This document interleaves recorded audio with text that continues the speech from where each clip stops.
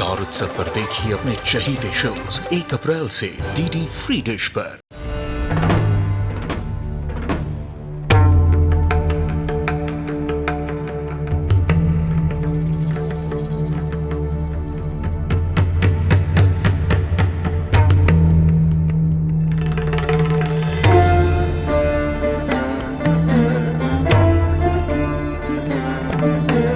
शिव शिव शिव शिव शिव शिव शिव आद्य अनंत शिव योगी महादेव योगी महादेव आद्य अनंत शिव। प्रभु प्रभु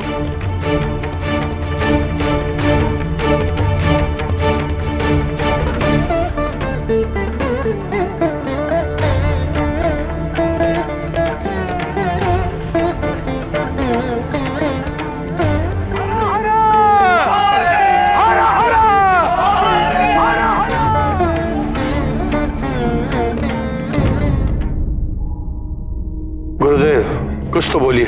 हाँ, ये सत्य है तारकासुर कि महादेव ने पार्वती को अपनाने का निर्णय ले लिया है। शीघ्र ही वो दोनों विवाह भी कर लेंगे।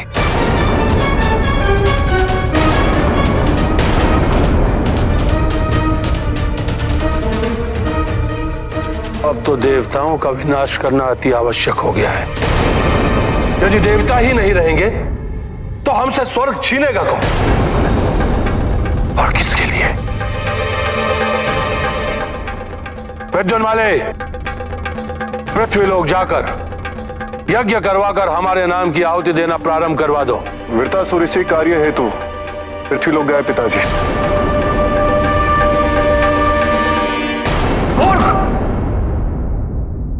तुम तीनों पुत्रों को मेरे कार्य में योगदान देने में कष्ट क्यों होता है? क्या तुम्हें अच्छा नहीं लगेगा कि तुम्हारे पिता का आधिपत्य स्वर्गलोक पर सदा बना रहे? यह मेरा आदेश है, केवल पृथ्वी लोक पर नहीं, तीनों लोकों पर मेरी इच्छा की पूर्ति की जाए। जाओ।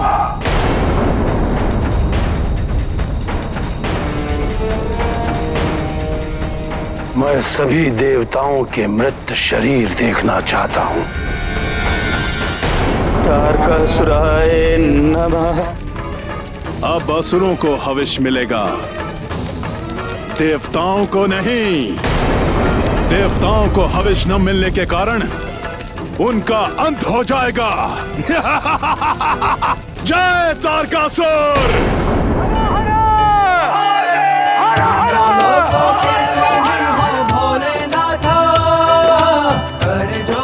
श्रद्धा से झुकाए माथा, तीनों लोकों के स्वामी हो भोलेनाथा, कर जोड़ के श्रद्धा से झुकाए माथा। हर बोला हर हर महादेव, हर बोला हर हर महादेव, हर बोला हर हर महादेव,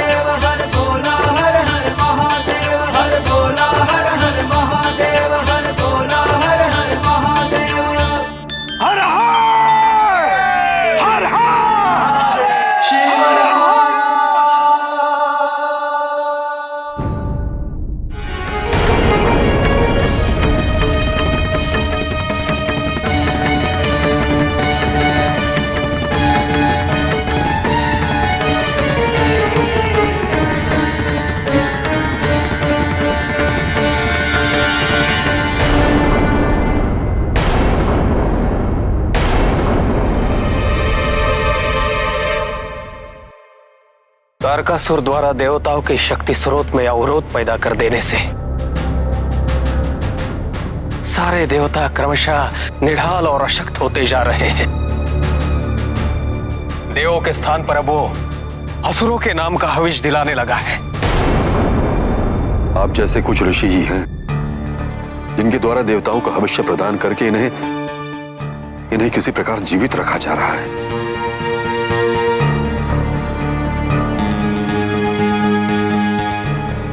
इतने अल्प आहार से देवताओं के लिए अधिक समय तक जीवित रह पाना असंभव है। देवगुरु होने के नाते आपको शीघ्र ही कोई अभेद्य उपाय सोचना होगा। आपके द्वारा निर्धारित युक्ति से ही देवताओं के अस्तित्व की रक्षा की जा सकती है गुरुदेव। इंद्रदेव, तारकासुर को रोक पाना असंभव है। अब तो स्वयं नारायण ही इसका कोई समाधान बता सकते हैं। चलिए ब्रह्मदेव को साथ लेकर क्षीर सागर चलते हैं।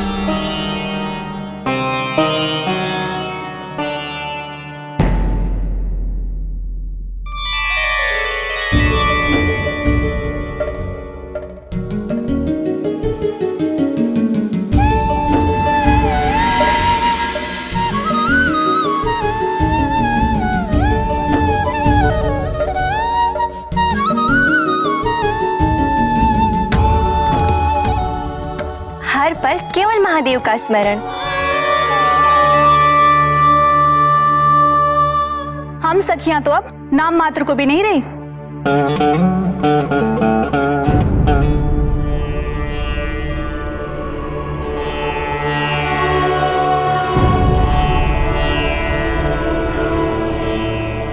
क्या बात है पार्वती, तुम चिंतित क्यों लग रही हो? महादेव का मन तो विशाल है, अनंत है।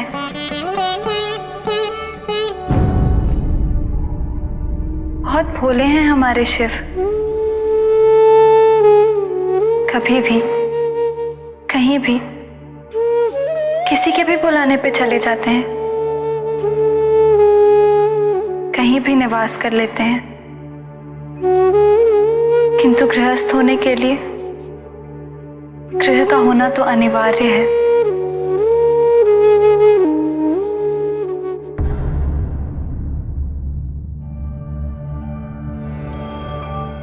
आपको तो विदित होगा नारायण कि तारकासुर ने देवताओं के भविष्य पर प्रतिबंध लगाकर देवताओं को आसक्त कर दिया है। तो इसमें अनुचित क्या है ब्रह्मदेव?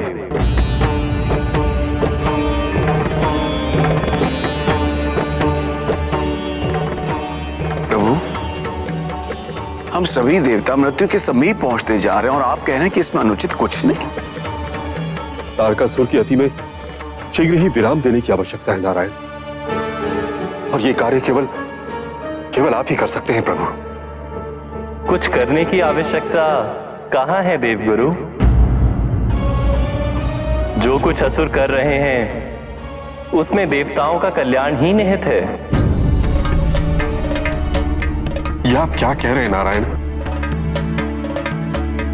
देवताओं का हित तो असुरों के विनाश में है, परंतु यहां तो देवगुरु, आहार 3 प्रकार के होते हैं, सात्विक, राजसी और तामसिक। आहार ही वो साचा है जिससे आचरण को और प्रवृत्ति को आकार मिलता है, और असुर अपने तामसिक आहार के स्थान पर यदि देवताओं के सात्विक आहार का सेवन कर रहे हैं तो उससे उनके असुरी शक्तियों का हनन निश्चित है। तारकासुर ने अपने हनन की कार्यवाही स्वयं ही निश्चित कर ली है।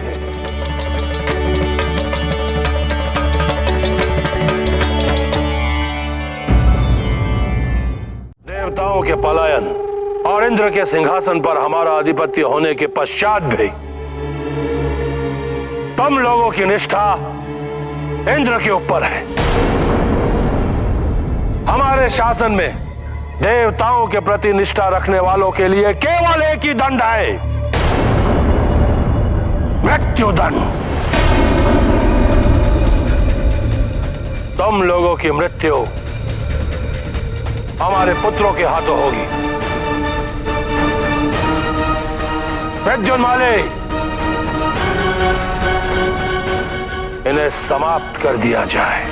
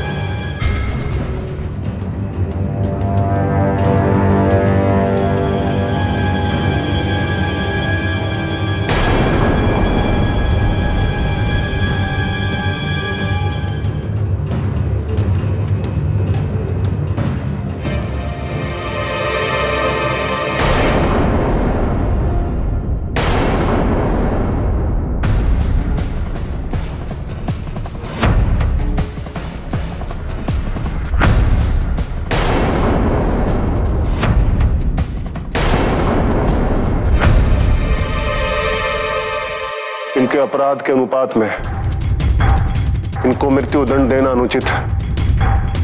इन्हें प्राण दान दे देना चाहिए।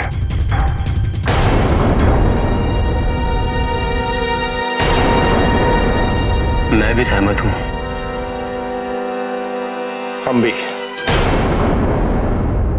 सैनिकों, बंदियों को स्वतंत्र किया जाए।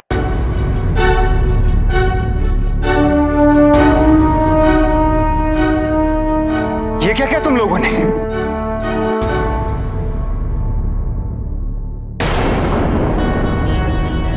तुम्हें इस बात का तनिक भी आभास है कि ये कार्य कर कर तुमने अपने पिताश्री की आज्ञा की अवहेलना की है? निर्दोष को मृत्यु दंड देने से कहीं अच्छा है मृत्यु दंड के आदेश का उल्लंघन करना। पिताजी द्वारा निर्दोषों पर अत्याचार करने की, उन सबको नष्ट करने की प्रवृत्ति हमें लेश मात्र भी नहीं भाती गुरुदेव। देवताओं का स्वर्ग से पलायन करने के पश्चात भी पिताजी उन्हें समाप्त करने की योजना बनाते रहते हैं। मुझे भी ये सर्वथा अनुचित लग रहा है। किंतु पिताजी को इस तथ्य से अवगत कराने का साहस कौन करेगा? शिष्य को विवेक का ज्ञान कराना गुरु का कर्तव्य है। पिताजी को इस बात का आभास आप ही करवाएंगे गुरुदेव। आप।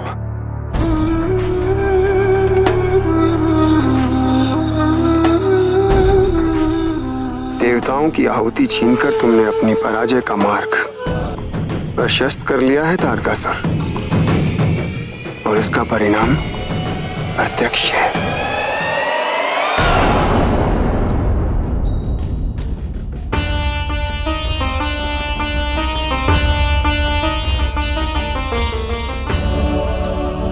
भैरवती, शुभ घटनाओं का ये कैसा क्रम चला है हमारे जीवन में। पहले तो हम गंगा के पवित्र तट पर जाकर नारायण की पूजा करेंगे और उसके पश्चात उनके द्वारा सौंपे कार्य के पूर्ण होने की उन्हें सूचना देंगे।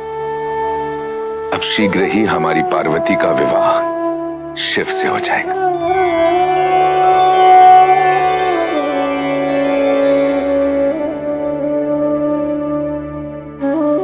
और इस विवाह समारोह में मुख्य अतिथि होंगे भगवान विष्णु। बहन माना है उन्होंने हमारी पार्वती को। अब बहन की विवाह में भाई का दायित्व तो उन्हें निभाना हो, है ना? विदा दें।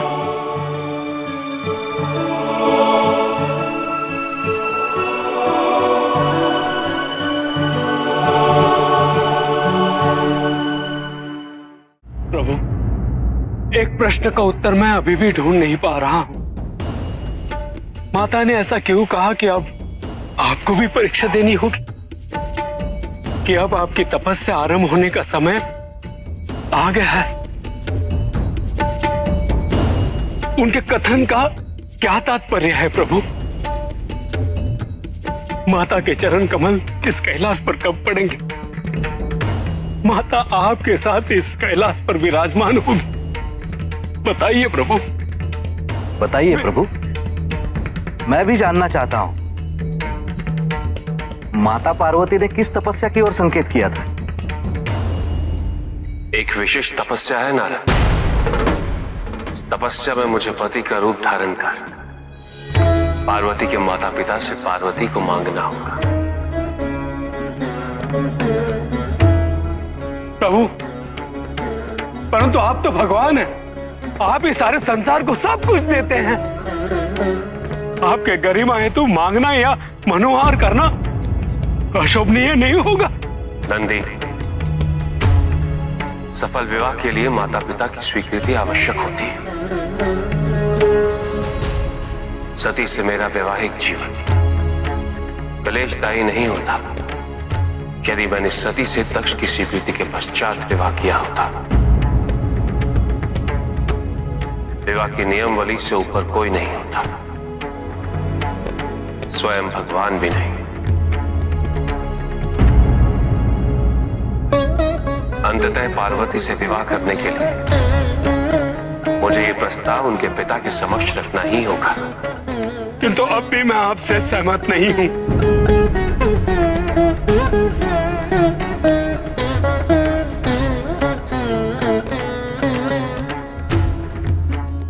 यदि ये कार्य मैं नहीं,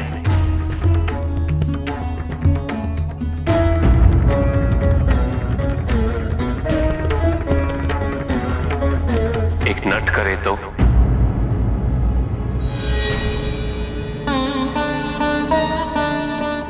हम नाट्य शास्त्र का प्रदर्शन करेंगे। मैं नट की भूमिका, तुम देवर्षि नारद के साथ वादक की भूमिका निभाओ। आज तक नाट्य शास्त्र केवल कैलाश पर ही हुआ है। ये प्रथम अवसर होगा जब इसे संसार के सम्मुख हिमावन के भवन में प्रदर्शित किया जाएगा।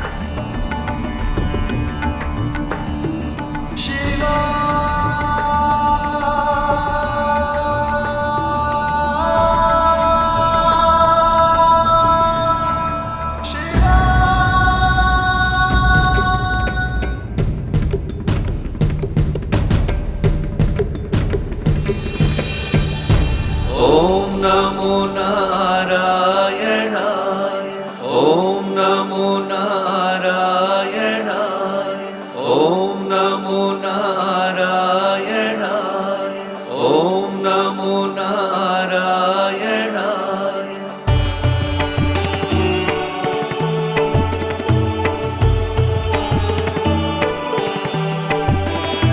शान्ताकारं भुजगशयनं पद्मनाभं सुरेशम्।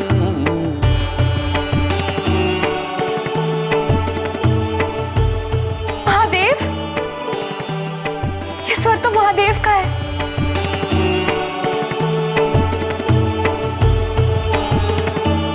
अरे महादेव आ गए।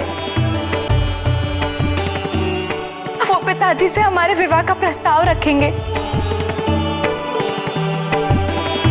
ओम नमो नारायणाय, ओम नमो नारायणाय, ओम नमो नारायणाय, ओम नमो नारायणाय।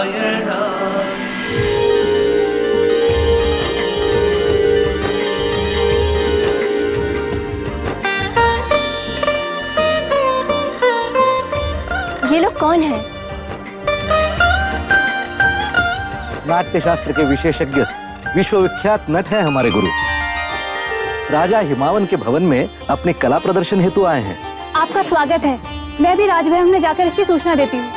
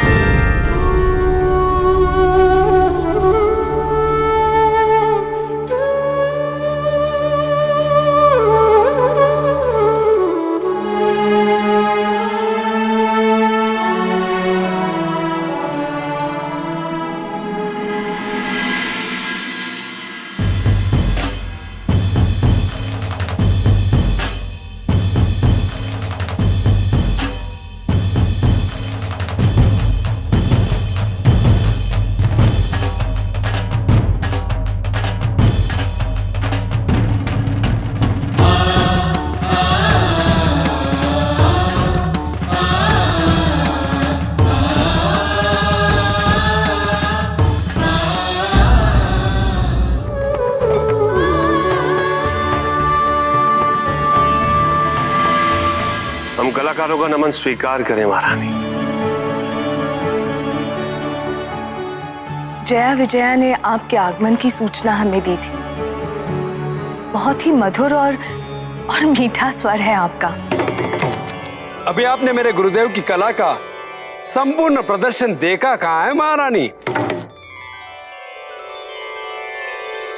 भगवान विष्णु के दशावतार की कथा अपने नृत्य नाट्य द्वारा प्रस्तुत करने में इनकी प्रतिभा अतुल्य है। फिर तो आज का ये दिन इनकी नृत्य नाटिका से ही आरंभ होगा। जया विजया, नृत्यशाला में इसका प्रबंध किया जाए। माँ, नृत्यशाला की सारी सजावट हम स्वयं करेंगे।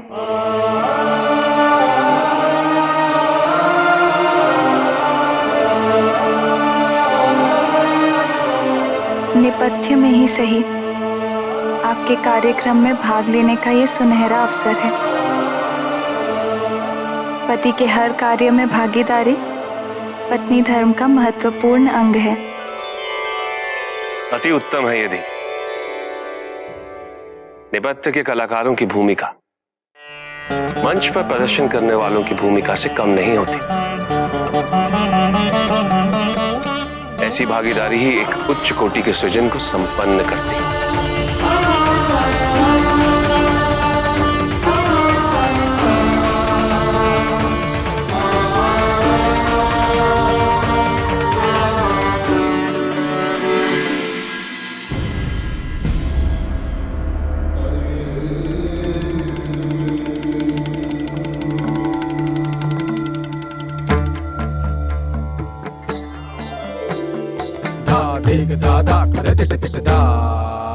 गदिगन दे दे धन नदा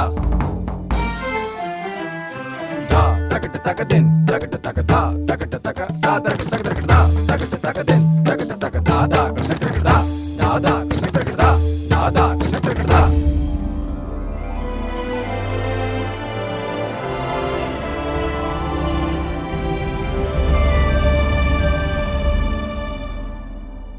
महाप्रलय से जीवों का करने को उद्धार, मत्स्य रूप में विष्णु जी ने लिया प्रथम अवतार। शेषनाग को डोर बनाया, मनु के जहाज में सबको बिठाया, जीवों को संकट से छुड़ाया, वेदों को असुरों से बचाया।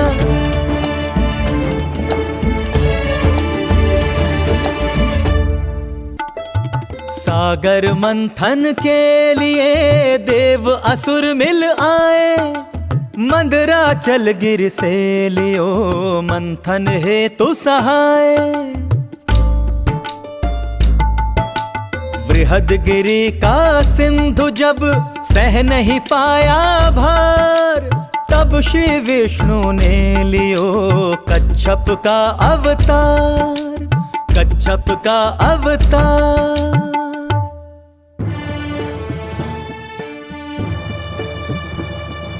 हिरण्याक्ष हर ले गया भूदेवी को पाताल, तब वराह अवतार में प्रगटे दीन दयाल। पापी दुष्ट असुर को मारा, फिर विजयी स्वर में हुंकारा, एक दांत से भूख उठा कर ले आए प्रभु पुनः सतह पर, ले आए प्रभु पुनः सतह पर। ज्येष्ठ भ्रात हिरण्याक्ष का हिरण्यकश्यप क्रूर, कर ली प्रभु से शत्रुता, होकर मद में चूर।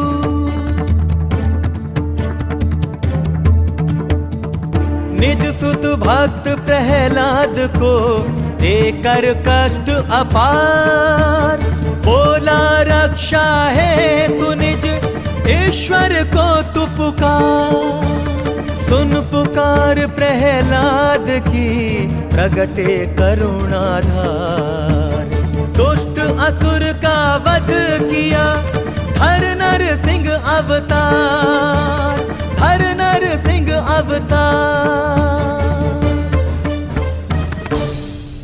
त्रिभुवन पवनपति राजा बलि धन पद से मदमाए, तब वामन अवतार धर प्रभु वहां पर आए। मात्र 3 पग धरती का बलि से मांगा दान, 2 पग में भू स्वर्ग लिए टूटा बलि का मान, टूटा बलि का मान। जब क्षत्रिय जन ने दिया क्षत्रिय धर्म विसार, किया स्वार्थ व शक्ति का दुरुपयोग कई बार। प्रकट हुए तब श्री हरि बनकर परशुराम, कुल सहस्त्र अर्जुन का तुम क्षण में कियो तमाम, क्षण में कियो तमाम।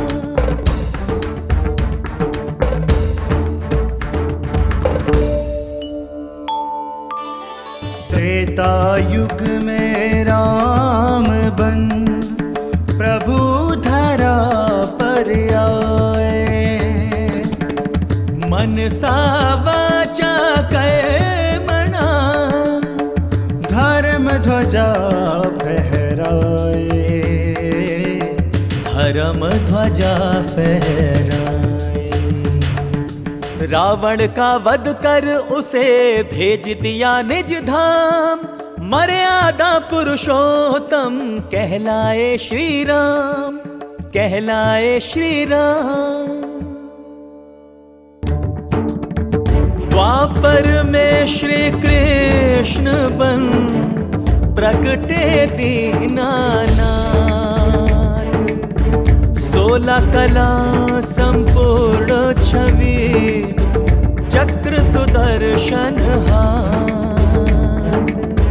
संतों का रक्षण किया, दुष्टों का संहार, देकर गीता ज्ञान प्रभु कियो जगत उद्धार, कियो जगत उद्धार।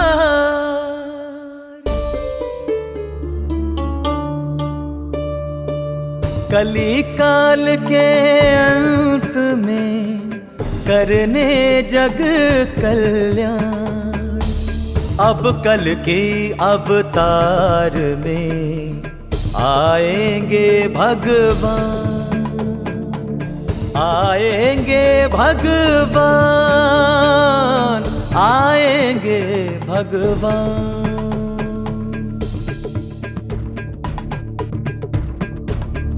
हाथ तेज तलवार धर होकर अश्व सवार, भ्रष्ट जनों का श्री हरि कर देंगे संहार। होगी नीति और नैतिकता स्थापित चारों ओर, शांति सुव्यवस्था की फिर आएगी नवभोर, आएगी नवभोर, आएगी नवभोर।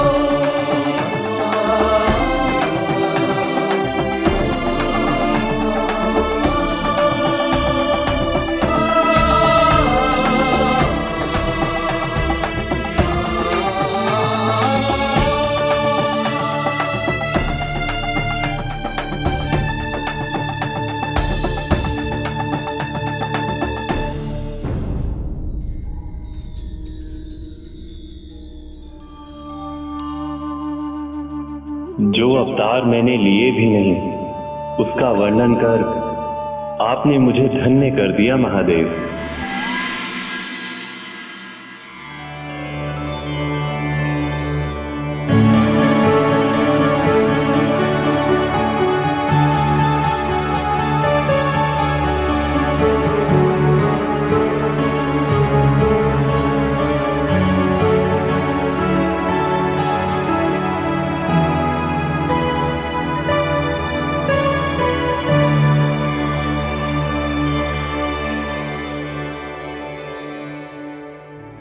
आपकी कला वास्तव में अतुलनीय है।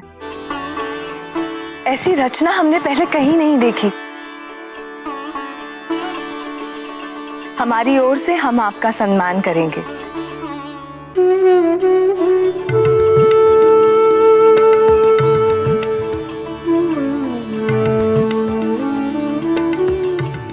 हमारा उपहार स्वीकार कीजिए।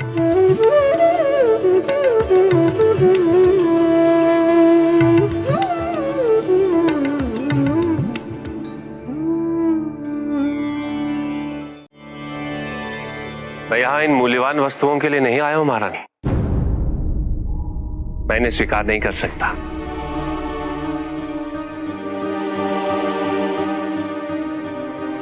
हम समझ गए। कदाचित तुम्हें अधिक पारिश्रमिक की अपेक्षा है।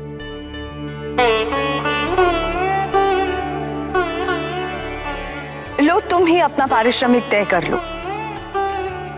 जो मांगोगे मिलेगा। पुनः विचार कर लीजिए महारानी। हो सकता है मुझे जो चाहिए वह मूल्य हो। मांगो नट। अवश्य, किंतु मुझे वचन चाहिए। मैं जो कुछ भी मांगूंगा मुझे अवश्य मिलेगा। हम वचन देते हैं।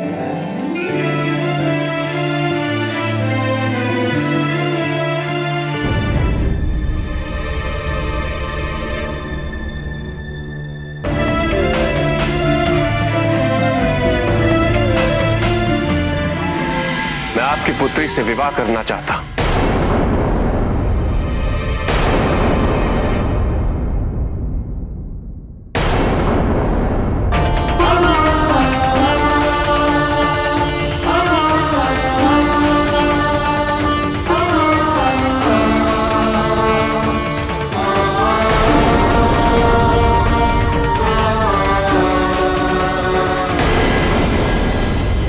महाराज,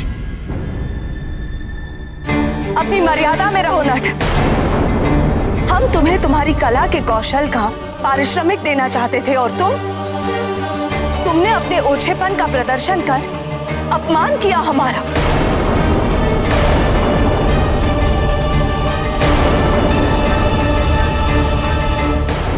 अपने दिए हुए वचन की पूर्ति कीजिए महारानी।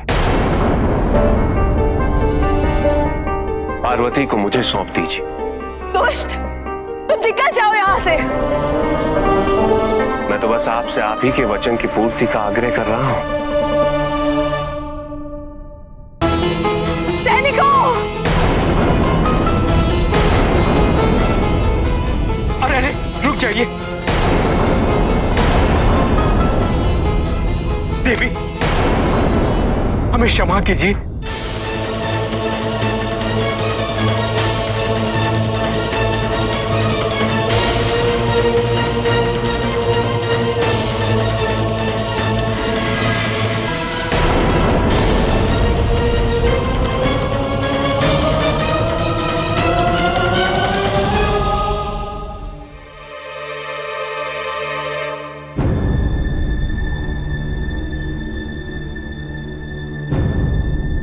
मैं तो यहां अपने प्रदर्शन का पारिश्रमिक मांग रहा था, किंतु अपमानित करके निकाला जा रहा हूं।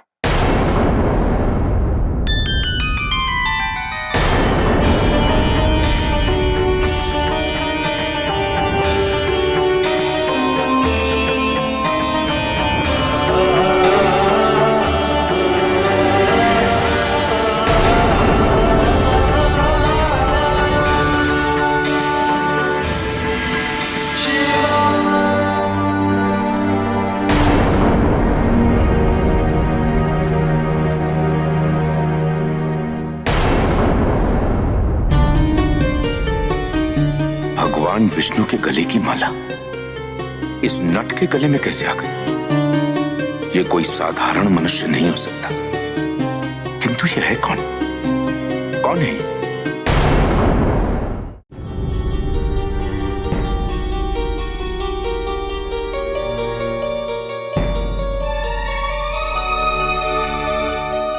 महादेव ने ऐसा क्यों किया?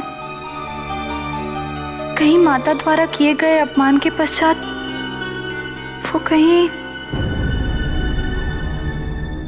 पार्वती,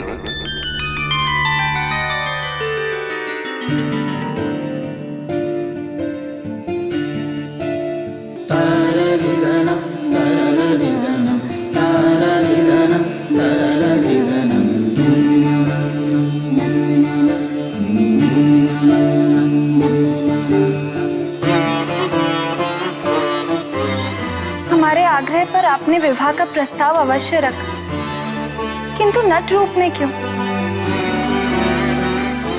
हमारी माँ हमारा हाथ किसी साधारण नट को कभी नहीं सौंपेंगी।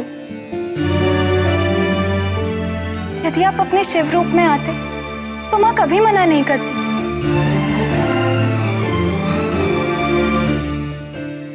शिव की गरिमा मुझे कुछ भी मांगने की अनुमति नहीं देती। इसी कारणवश मैंने नट का रूप धारण किया और तुम्हारी मां ने मुझे वचन भी दिया। मुझे पूर्ण विश्वास है पार्वती, शीघ्र ही वो अपने वचन की पूर्ति करेंगे।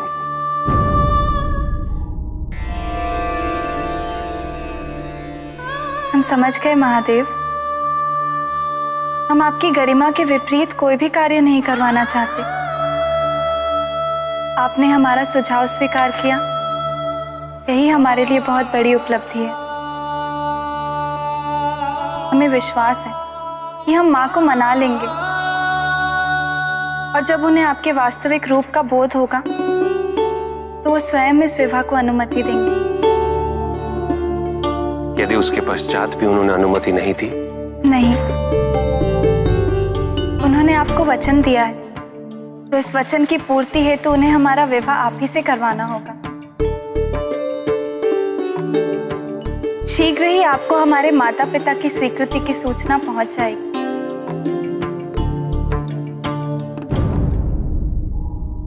वो नट महादेव के अतिरिक्त और कोई नहीं हो सकता। महादेव के देवत्व की पुष्टि भगवान विष्णु की माला से हो गई थी,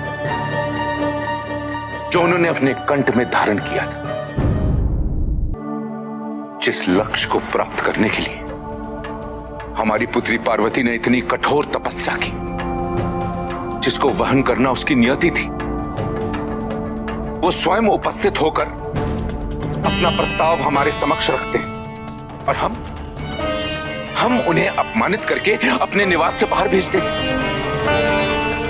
ये अशोभनीय ही नहीं, अमर्यादित भी है मैना।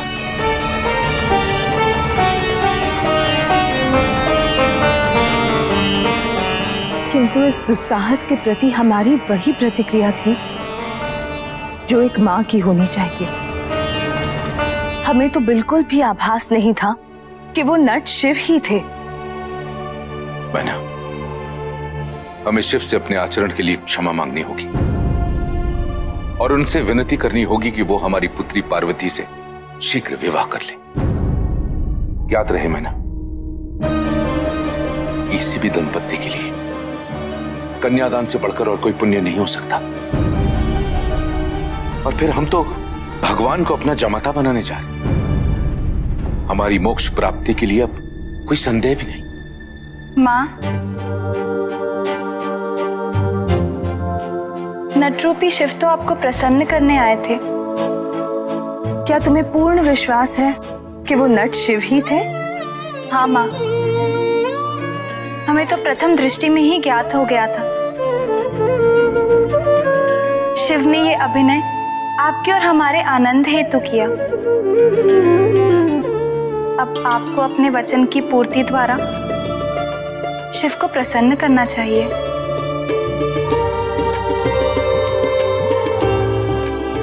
हमें ये विवाह प्रस्ताव स्वीकार्य है। आपकी स्वीकृति की सूचना सर्वज्ञ महादेव तक कैलाश पहुंच गई होगी माँ।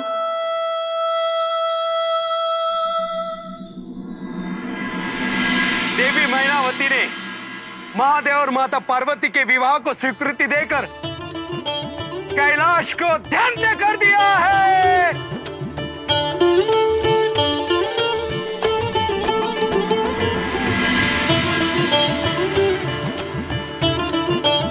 अब हम सब हिमावन की नगरी में नृत्य करेंगे और माता को आज ही कैलाश लेकर आएंगे।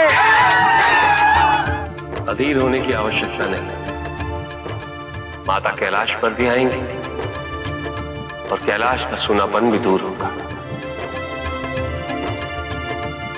किंतु समय आने का अभी प्रतीक्षा शेष है।